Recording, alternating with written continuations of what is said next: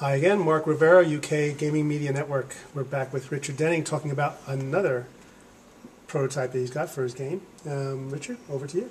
Right. Well, this is the Great Museum. The idea of the game is that we have a museum here, which we're going to be trying to fill with artifacts from around the world. Right. So this is our museum, and it's got rooms in it, connected by doors, and within each room there are spaces for the artifacts to go into, and we're going to be making collections in our museum, and they'll be scored as we go along, and then you'll get points for them. Right.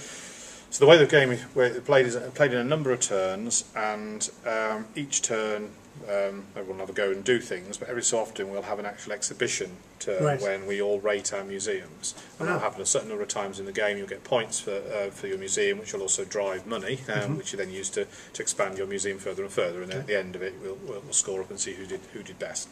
So the rough idea is that there are in the game these different artifacts here, which I'm not sure how easy it is to see, but we have mummies, weapons, pottery, fossils, artwork here, documents, jewellery, and there's one more that I can't see at the moment, but there's 8 or so in all anyway. And they come in 5 colours here. So purple represents the Americas.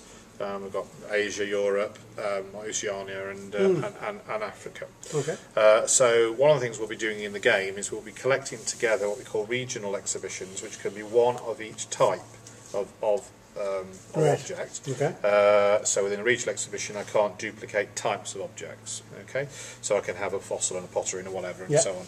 And the collection, the regional thing, would then score the number of stars on the tile. So you can see I've only got a 1-star document here, but I've got 3-star pottery.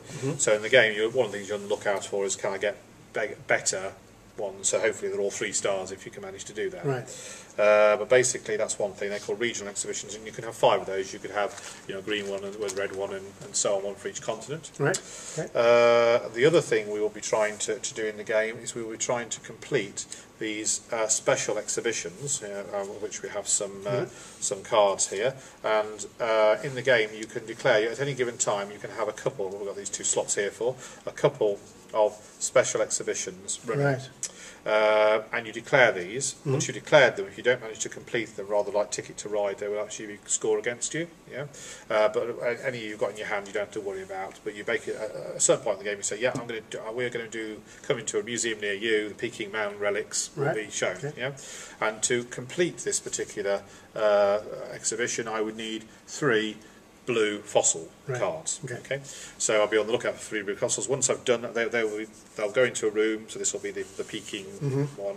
And once it's completed, when we come to the next exhibition phase, I will then score the number of stars on it plus 8 in this case. So if I had 3 3-star fossils, it'd be 9 plus 8, 17 points. And here's a chamber of the scholar, and for that I need red pottery, red artwork, red statue. That's the final one, statue.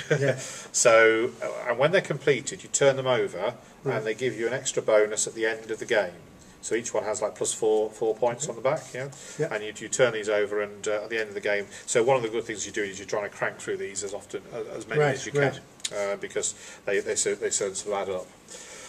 So the way the game actually works is in a player turn, we will start the game with a certain number of these tiles, because we have sort of 25 money to start with, and we score the money on the track like this. And each tile we'll draw randomly from any of the packs, so that we all face down. And I'll pick up a tile, show it to the person, say up 2. So that's 2.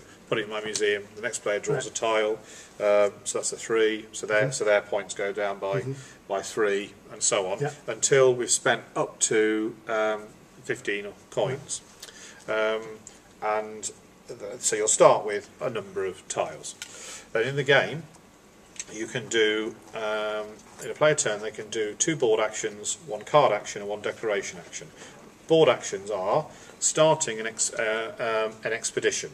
So these guys are archaeologists, and we as the museums will be backing their expeditions. So I'll say, right, I'm going to, well, that's what we use the cones for, just to show your 2 board actions, just for ease. So that's one of my board actions. I'm going to start an expedition here, and I'm going to send him to Europe. Okay, Right. so I put that in there to show that this is going to Europe, and I'll take the archaeologist and put it next to me so that everyone can see that I'm controlling that expedition at the moment. Yeah. So then what we do is we initially put in four tiles.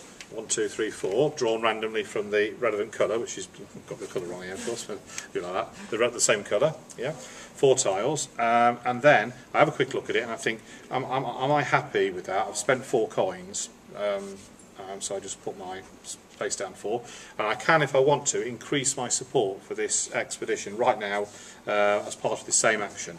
So I think, and I can spend more money on the track. So say I spent another 6, so I've got all the way up to 10 spent. So I'll go down. So I spent 10, Right.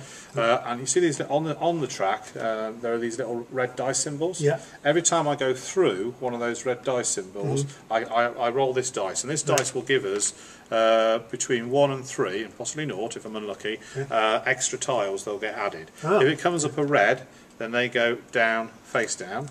If it comes up a black number, then it goes face up. Right. So some of the time you're not quite sure what's there. And what the value is. Okay. Okay. Yeah. So that's one of my actions. Right. Start an expedition. Another one is to back an expedition. So potentially, if you started an expedition over here on your turn, and we'd fill that out with the relevant sort of coloured tiles here, yeah, and you'd roll dice, and this had filled out, and there we are, and I came to my turn. I'm thinking, yeah, I want some green tiles as well, so I can spend an action to lend support to this. Right. So my museum's putting money in as well, so I decide how much I decide how much I'm going to spend. You've already spent probably that, say, and I'll go in. And I'm going to do 4. That's 2 dice rolls. So I'll roll the dice, and I'll be adding on more of the tiles. Yeah. Okay. So that was a 1. So one face up because it's black. Roll again. Nothing that time. Okay. I could have decided to actually spend more than you. And if I decide to spend more than you, I then take control of the expedition. Okay. When it comes around to the beginning of my turn, I can decide what to do with these expeditions, and I can decide if I'm going to support them more, in which case I'm going to have to put more money in, or I can recall them. If I recall them, because I'm in control of them, because I back them the most, then everybody gets back their action markers. But then we divide up the spoils, as it were. Right. And the way we do that is we go back down the track, and every space that we go back down, we take back that many tiles. Right, okay. So if I got to there, I'd have gone 1, 2, 3. First 3 are mine. 1, 2, next 2 are yours, and so on until we run out of tiles. Right. Okay. Yep. Sometimes there are spare tiles left over. Sometimes there aren't enough for everyone to get a share. Yeah. That's part of the strategy of things. Right. So that's the expeditions. Okay. Another thing that your board actions are to go to the market. If you go to the market, you can buy and sell artifacts. So these cards here that say sell are available for me to sell into if I can match the symbol on them.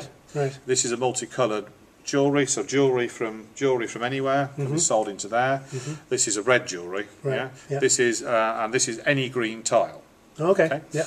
And the amount of money I get for it is the number of stars on it plus any of these green numbers at the bottom. Right. So some are better than others to sell into. And that just gives me a bit more cash to spend. Yeah. So I use spare tiles. Good. I can buy the same way by coming down here and saying, oh, I fancy that one. That's going to cost me 3 plus 2, the orange number. Okay. Yeah.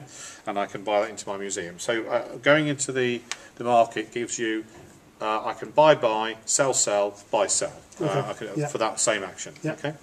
The other thing you can do is you can go to the black market. This is the black market, and this will be filled tiles, and they will literally be in the market. We'll start it off by drawing several from